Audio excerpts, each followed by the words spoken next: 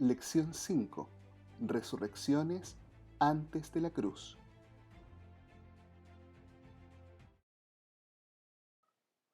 Queridos hermanos y amigos, un cariñoso saludo. Es un gusto poder reencontrarnos una vez más a través de este canal y dedicar este momento para enfatizar algunos conceptos acerca de la lección de escuela sabática. Quiero invitarles para orar a nuestro Dios. Querido Dios y Padre, muchas gracias porque podemos abrir su santa palabra. Pedimos su iluminación y que también el mensaje sea aplicado a nuestra vida. Bendiga a cada hermano y amigo que nos ve, que su palabra sea viva para ellos. Pedimos estos favores en el nombre de Jesús. Amén. En la lección anterior vimos cómo el Antiguo Testamento ya nos hablaba acerca de la resurrección. Sin embargo, los pasajes que analizamos señalaban la expectativa de los escritores bíblicos, la expectativa de Job, la expectativa del salmista y el anhelo de Daniel cuando Miguel se levantase de estar allí también en esa resurrección. Son expectativas, pero esta semana que está concluyendo estamos analizando historias y resurrecciones que realmente ocurrieron tanto en el Antiguo Testamento como en el Nuevo Testamento, pero previo a la muerte del Señor Jesús en la cruz. Tal vez una de las más impresionantes es la resurrección de Moisés, un hecho que no es tan conocido dentro del mundo cristiano, pero que de forma implícita aparece en las Sagradas Escrituras. Nosotros recordamos, según la historia bíblica, que Moisés, debido a su pecado, él muere y no puede entrar en la tierra prometida. Sube al monte y de allí el Señor le muestra la tierra, pero él finalmente muere y los hijos de Israel entran con un nuevo líder que es Josué. Entonces, ¿por qué creemos que Moisés realmente resucitó? Vamos a analizar algunos pasajes de la palabra de Dios. El primero es la Epístola Universal de Judas, que tiene solamente un capítulo. Y vamos a analizar el verso 9.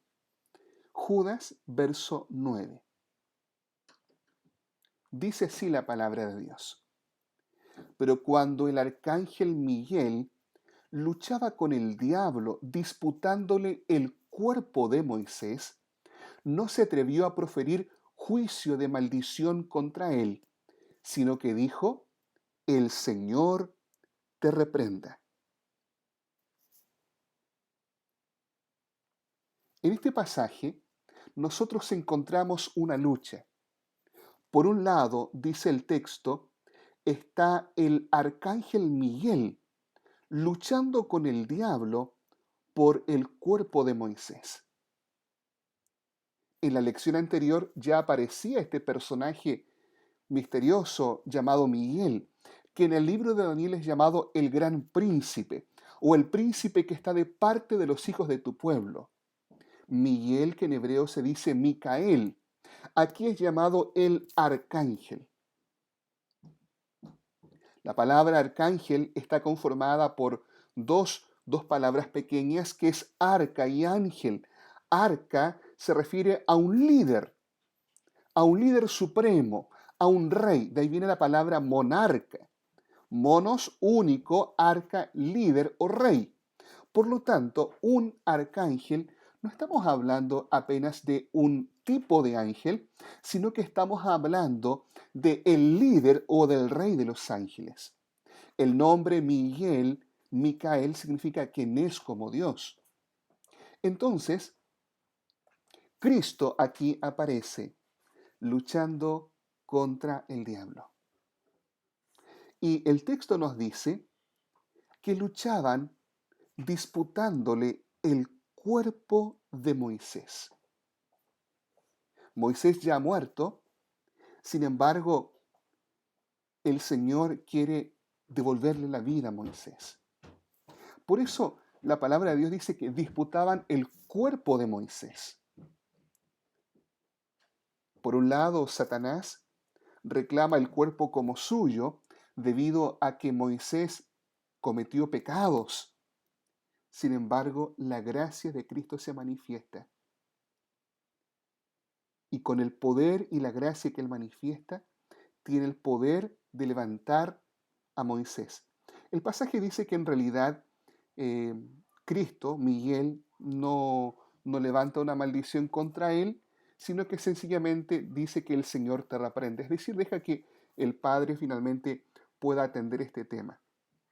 Pero nosotros descubrimos que Cristo es quien gana esa batalla. ¿Por qué entendemos eso? Porque luego de muchos años, cuando el Señor Jesús ya está en su ministerio acá en la tierra y está cercano a ir a la cruz, toma al grupo íntimo de sus apóstoles, Pedro, Santiago y Juan, y los lleva al monte. Y ahí Él se transfigura, les muestra su gloria, cómo Él realmente es. Lucas capítulo 9, verso 28 al 31 nos dice así.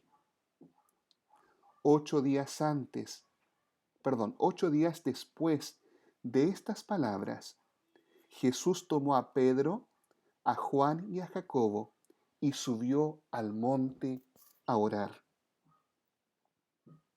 El Señor tiene la preocupación de cumplir la misión. Por eso Él va al monte a orar. Cada vez que ocurre algo especial, algo grande en su ministerio, Jesús dedica mucho tiempo a orar. Lo hizo cuando eligió a los apóstoles y ahora que les va a revelar su gloria a este grupo íntimo y les va a mostrar quién realmente Él es, dedica tiempo a orar. Y allí con estos apóstoles está orando. Mientras oraba, la apariencia de su rostro cambió y su vestido se volvió blanco y resplandeciente.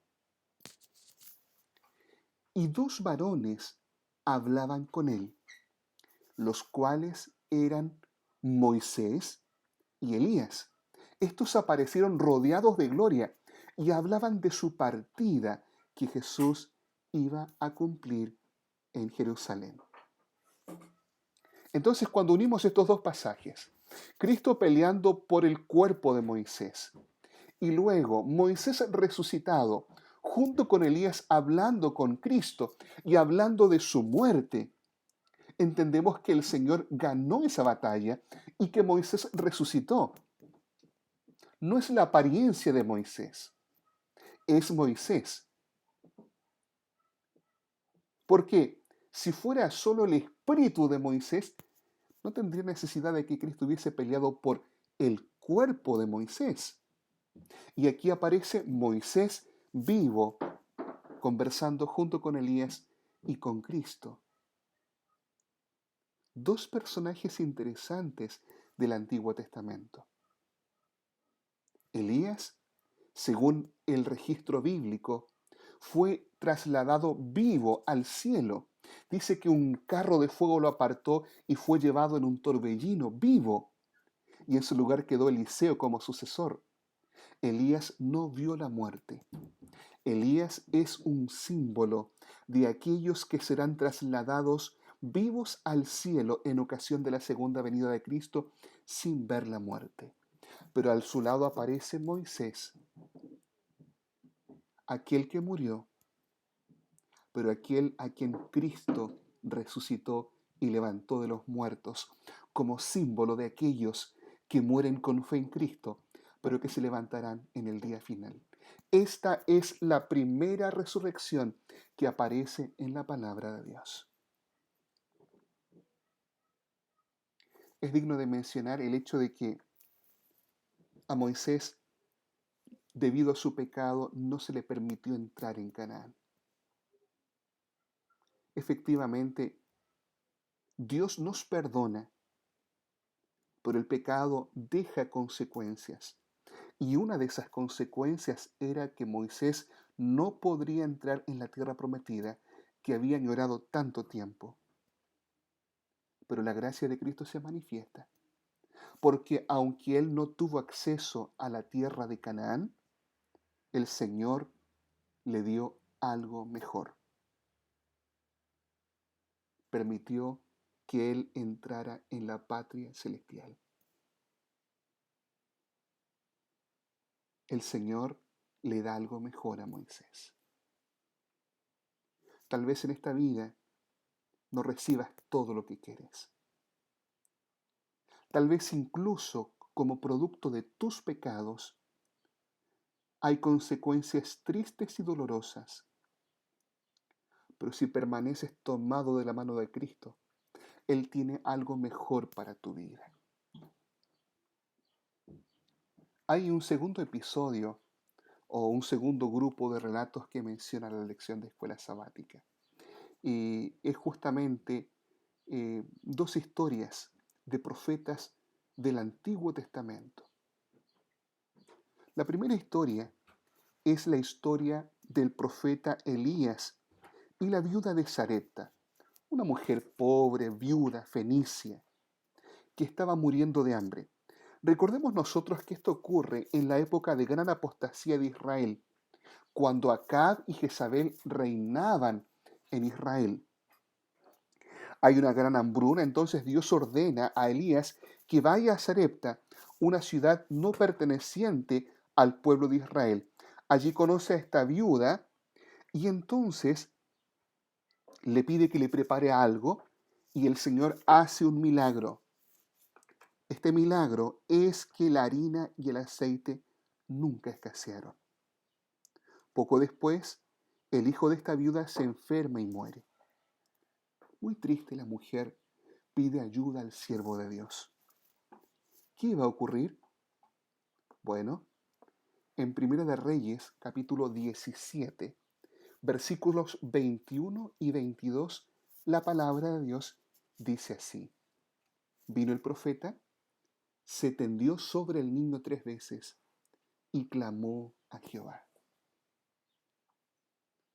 Cuando hay cosas difíciles, es importante clamar a Jehová.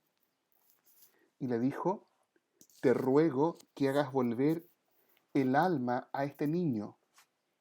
Y Jehová oyó la voz de Elías. El alma volvió al niño y éste revivió. Qué hermoso. El Señor contestó el clamor del profeta. Pero aquí debemos analizar algunos detalles. Alguien podrá decir, ¿cómo que el alma no sale? Porque habíamos dejado en claro que alma se refiere a la persona. No tenemos alma, sino que somos alma. Somos un alma. Entonces, ¿por qué el texto de Primera de Reyes 17, verso 21 y 22 dice que pidió que volviera el alma al niño? Y que el alma volvió al niño y éste revivió. Bueno, la palabra nefesh en hebreo, que se traduce por alma, se puede traducir como alma, como persona o vida. Alma es la persona, pero en algunos pasajes igual tiene el sentido de vida. Por lo tanto, cuando el texto dice que Elías le pidió al Señor que volviera el alma al niño, está pidiendo, Señor, devuélvele la vida. Por eso, la nueva versión internacional, que es una versión diferente a la Reina Valera, dice así. El mismo texto, presten atención. El Señor oyó el clamor de Elías y el muchacho volvió a la vida. Noten que aquí no dice que le volvió el alma. ¿Cómo dice? El muchacho volvió a la vida. Porque nefesh significa persona, pero también tiene el sentido de vida, no de una entidad incorpórea que sigue con vida afuera. El Señor tiene la capacidad de devolver la vida. Y en esa ocasión usó al profeta Elías, para devolverle la vida a este hombre. Bueno, hay un segundo relato en el Antiguo Testamento de una resurrección muy especial, que es la del profeta Eliseo. La primera mujer en el tiempo de Elías era pobre y viuda. Esta mujer, la sunamita, era una mujer bastante destacada, una mujer casada, pero sin hijos. El profeta Eliseo le ayuda a pagar sus deudas mediante el milagro de llenar muchas vasijas de aceite. Y El profeta, tiempo después, le dice que tendría un hijo y sucede lo predicho. ¿Qué ocurre? El niño creció, era fuerte y sano, pero un día el niño enfermó y murió. Entonces la tsunamita manda a buscar allí en el Monte Carmelo al profeta Eliseo y le pide que venga para ver a su hijo. Cuando llega, en Segunda de Reyes capítulo 4, verso 35, el profeta hace algo muy similar a su maestro. Segunda de Reyes 4:35 dice, luego se levantó y se paseó por la casa de una a otra parte. Había un cuartito donde estaba el niño allí muerto. Después subió y se tendió sobre el niño nuevamente, como había hecho Elías. Entonces el niño estornudó 7 veces y abrió sus ojos. El Señor mostró su poder a través de sus profetas a estas dos mujeres para manifestar en parte un pequeño anticipo, una vislumbre de lo que Él haría al final con aquellos que mueren en Él, pero también para manifestar su gran poder. Por otro lado, amigos y hermanos, nosotros debemos entender que en esa época habían muchas mujeres. Sin embargo, se registra que solo a estas dos mujeres sus hijos les fue devuelto con vida, les fueron devueltos con vida. Es por eso que aunque estos relatos fueron maravillosos, no todos resucitaron. Y la esperanza final para nosotros debe estar puesta en el día cuando Cristo regrese. Allí está la esperanza final. Ahora, después de todo, estos niños iban a revivir, pero no iban a recibir la vida eterna en el sentido que nunca más iban a morir. En algún momento también murieron. Pero lo que el Señor tiene para nosotros es la resurrección de vida, de la cual nunca más uno tendrá que temer de la muerte, porque vivirá para siempre. Estos eran sencillamente algunos anticipos de lo que el Señor quiere y puede hacer. Vamos a un tercer episodio que ya aparece ahora en el Nuevo Testamento. El Señor Jesús ha comenzado su ministerio, andaba haciendo bienes por distintos lugares, porque Dios estaba con él, dice Hechos 10:38. La presencia de Dios hace que las cosas sean diferentes, y por donde Jesús pasaba era completamente revolucionario. La hermana Elena de White explica que había aldeas enteras donde ni siquiera se escuchaba un gemido, donde no había nadie llorando ni enfermo, porque en cada acto de amor Jesús mostraba su paciencia, el cariño y el aprecio por las personas. Dice el texto que un día Jesús, entrando a una aldea llamada Naín, venía acompañado por muchas personas, se encontró con un cortejo fúnebre. La gente del pueblo venía acompañando a una pobre mujer, viuda, cuyo único hijo había muerto. Para que entendamos esto, debemos situarnos en el contexto histórico de ese tiempo. En aquella época las mujeres viudas no tenían muchas posibilidades porque ellas no tenían una fuente laboral frente a la sociedad. Una mujer viuda quedaba desamparada a excepción de aquellos que tenían hijos, porque los hijos tenían el deber de cuidar de sus madres, de sustentarlas económicamente, de proveer para ellas. Esta mujer había perdido a su esposo, pero ahora había perdido a su único hijo. Era una gran tragedia en Naín y el pueblo se conduele con ella. En el Evangelio de Lucas, capítulo 7, versos 12 al 15, encontramos este episodio. La palabra de Dios dice así: Cuando llegó cerca de la puerta de la ciudad, llevaban a enterrar a un difunto, hijo único de su madre, que era viuda, y había con ella mucha gente de la ciudad. Cuando el Señor la vio, se compadeció de ella y le dijo, no llores. Acercándose, tocó el féretro, y los que lo llevaban se detuvieron, y dijo, joven, a ti te digo, levántate. Entonces se incorporó el que había muerto y comenzó a hablar, y lo dio a su madre. Este episodio es muy especial porque este grupo de personas, lleno de tristeza, lleno de dolor, acompañando a esta mujer desamparada, se encuentran con Jesús. La presencia de Jesús transforma todo. Hay un hermoso himno del nuevo himnario adventista que lleva por título Llegó Jesús, himno 306. Llegó Jesús y huyó el enemigo. Llegó Jesús el llanto a enjugar. La presencia de Jesús transformaba todo. Por ello, un segundo elemento que es especial y que llama la atención, y es el hecho de que el Señor no recibe una súplica de la mujer. La mujer no le dice, Señor, ten compasión de mí. No le pide que resucite al hijo. Jesús ve el dolor de la mujer y conoce el sufrimiento.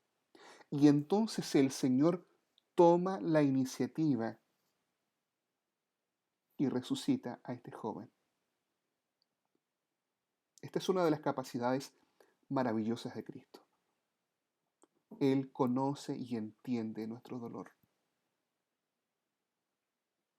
Puede ser que hayas perdido a un hijo, a tu hija, a tu cónyuge, a alguien muy querido.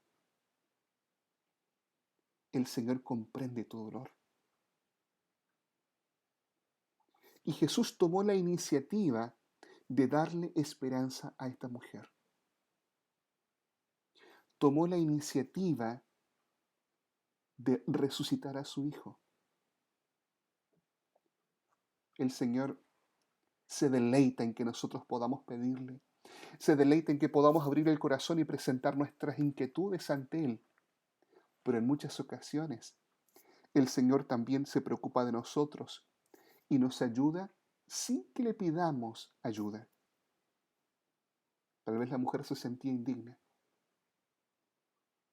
pero el Señor, aunque no recibió ninguna petición de sus labios, y a pesar de lo indigna que podría haberse sentido, le regaló a su hijo nuevamente con vida. Tal vez estás orando por tus hijos, porque están lejos del camino del Señor, o porque están atrapados en el vicio de las drogas, del alcohol, o se han tornado escépticos en la universidad, reniegan de Dios y de la iglesia. El Señor conoce tu dolor, y aquel que resucitó también al hijo de la viuda de Naín tiene el poder de restaurar a tus hijos. Y si has perdido los tuyos por la muerte, confía también. El Señor les traerá de vuelta en el día final y en la mañana gloriosa. Dentro del ministerio del Señor queremos resaltar otro momento especial. Cristo Jesús se movía por distintos lugares y en esa ocasión está rodeado de muchas personas. Y entonces llega un alto dignatario de la sinagoga a pedir que el maestro vaya a orar por su hija que está gravemente enferma. El Señor avanza lentamente porque la multitud lo apremia por distintos lugares. A eso se agrega el hecho de que hay una mujer que toca el manto de Jesús y es sanada. Y el Señor también le dedica tiempo a esta mujer.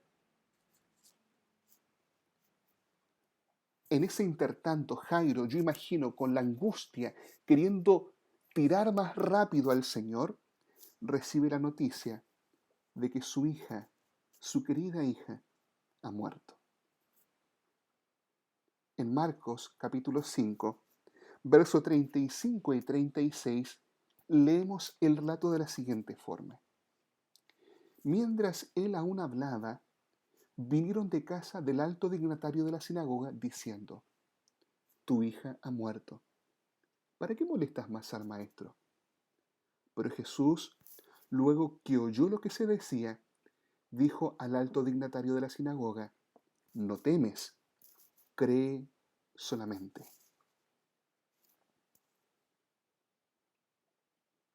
Jairo, tú piensas que todo se acabó. No temas, cree solamente. En la opinión del mundo, la muerte es el final. Es triste y doloroso ver cómo personas que no tienen más esperanza que este mundo enfrentan la muerte de un ser querido. Ver el llanto desgarrador de un hijo tirándose encima del féretro de su madre. Ver hijas con dolor queriendo ser enterradas con su padre. Aquellos que creemos en Cristo. Sentimos pena y tristeza igual, porque somos de carne y hueso, tenemos emociones. Pero el Señor nos dice, no temas, cree solamente.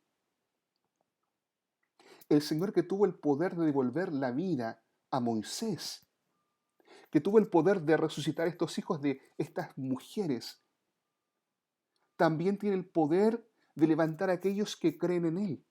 La muerte no es el final. E incluso en Cristo las cosas pueden comenzar de nuevo. No temas, cree solamente.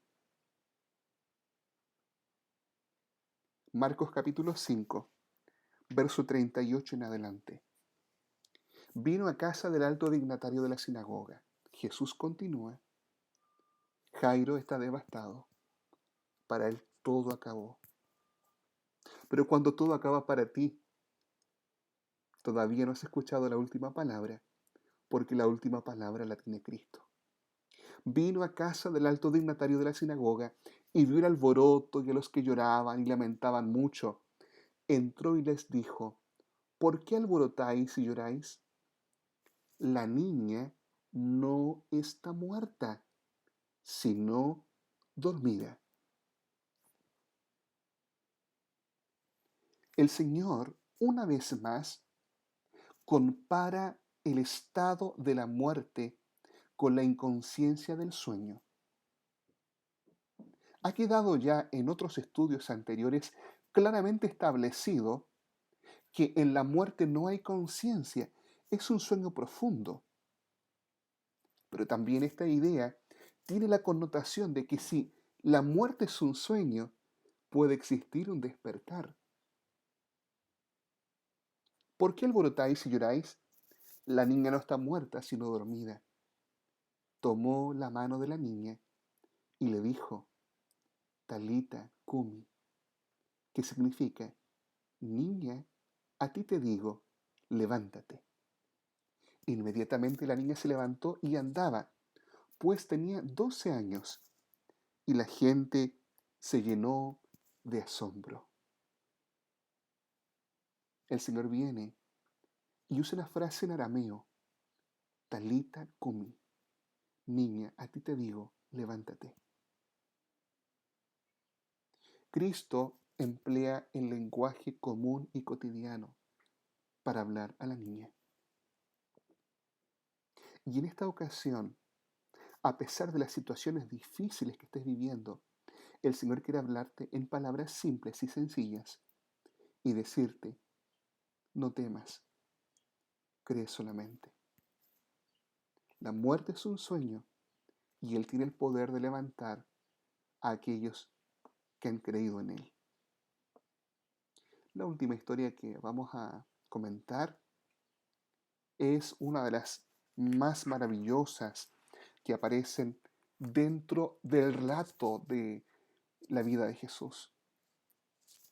En el Evangelio de Juan aparece la resurrección de Lázaro. El Evangelio de Juan contiene solo 7 milagros. número perfecto. El primero es cuando el Señor convierte el agua en vino en Caná de Galilea en la boda. Y el último y más excepcional, que es registrado solo por Juan, es la resurrección de Lázaro. En Juan capítulo 11 encontramos nosotros la historia de la resurrección de Lázaro. El Señor está cercano allí y recibe la noticia de que Lázaro está muy enfermo. El que amas está enfermo. El Señor tenía una amistad muy cercana con el hogar de Lázaro, María y Marta. Eran sus amigos. El Señor tarda y luego recibe la noticia de que aparentemente Lázaro está muerto. De hecho, el texto en Juan 11, verso 11, el Señor entiende que Lázaro murió. Dice allí, nuestro amigo Lázaro duerme, mas voy para despertarlo. Una vez más, aquí aparece el concepto bíblico de que la muerte es un sueño inconsciente. Lázaro no está en el cielo, Lázaro no está en el infierno, Lázaro está dormido y el Señor va a despertarlo. Verso 12. Como los discípulos no entendieron, porque dijeron, Señor, si está dormido va a despertar, el Señor debe explicarles de forma literal y dice, Lázaro ha muerto. Cuando llega el Señor, se encuentra con la hermana de Lázaro llorando. Está Marta allí. Y en el verso 23, observen por favor la esperanza que le da el Señor. Le dice, tu hermano resucitará.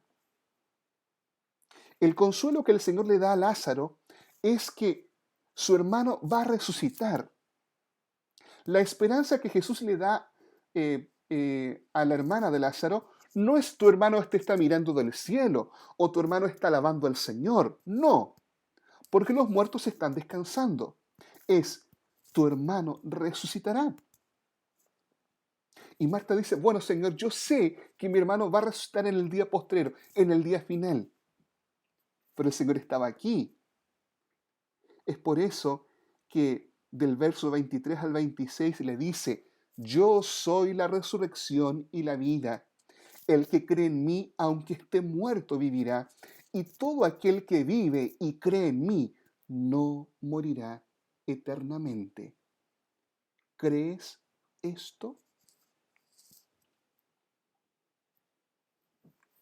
Jesús, la resurrección y la vida. Aquel que tiene vida en sí mismo, estaba allí. Porque la persona que estaba allí no era simplemente un ser humano común y corriente, era Dios hecho hombre. Solo aquel que es Dios puede decir que Él es la vida. La vida de Jesús es, Él es vida. Él no tiene vida que viene derivada de otra persona.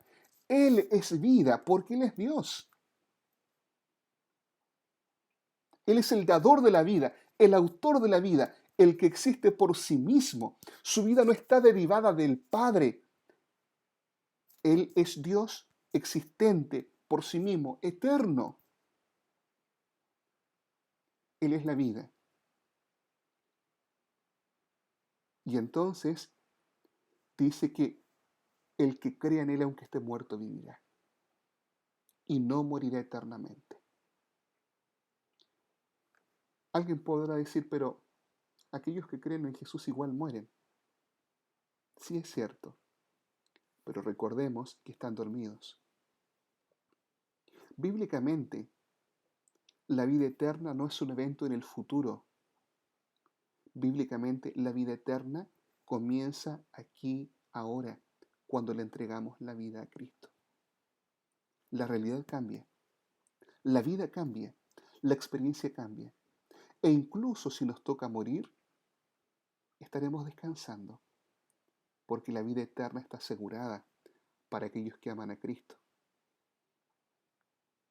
En el verso 40, el Señor dice, si crees, verás la gloria de Dios. Él había dicho que esto era para gloria de su nombre.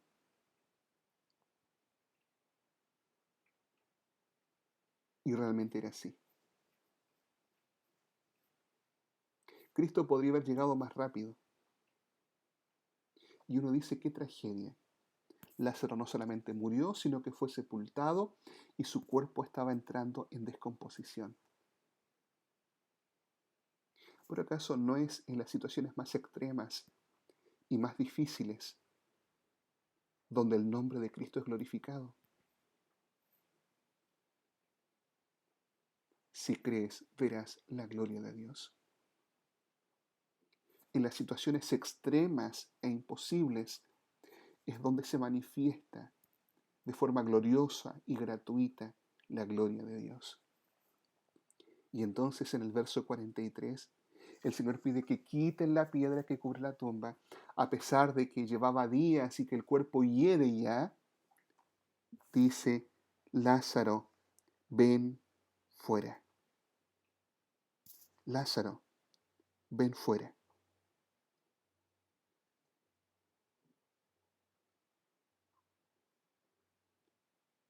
Lázaro se levanta. Lázaro sale de la tumba. El Señor no le dice, Lázaro, baja del cielo. Lázaro, suba del infierno. Lázaro no tenía nada que contar. Estaba dormido. Lázaro era amigo de Jesús y era un hombre creyente. Según la teoría tradicional, Lázaro estaría en el cielo. Y si fuese así, ¿por qué el Señor lo trajo nuevamente acá a la tierra a sufrir? ¿No estaba mejor en el cielo? Pero Jesús explicó que Lázaro estaba dormido. Estaba dormido en la tumba. Y ahora le devuelve la vida y le dice, Lázaro, sal fuera. Y el que estaba muerto se levantó y pudo ver a su familia, a estas mujeres que también estaban quedando desamparadas sin su hermano. Lázaro fue resucitado incluso después de estar sepultado, como un anticipo de que Jesús es la vida. Jesús es vida. Jesús pronto retornará a esta tierra. Vendrá con millares y millares de ángeles. Con voz poderosa levantará a los muertos en Cristo de la tumba. Aquellos que tengamos el privilegio de estar vivos, seremos transformados en un momento, en un abrir y cerrar de ojos. Pero la buena noticia es que la vida eterna comienza hoy día, si le damos nuestro corazón a Jesús, si le entregamos nuestro ser al Señor. Esa vida comienza hoy. Esta semana hemos estudiado de algunas vislumbres y anticipos de la resurrección final que se produjeron antes de la cruz. El Señor anhela reencontrarse contigo y conmigo. Seamos fieles a Él, démosle nuestro corazón y comencemos a vivir la esperanza viva de que tenemos vida eterna en Cristo Jesús. Vamos a orar.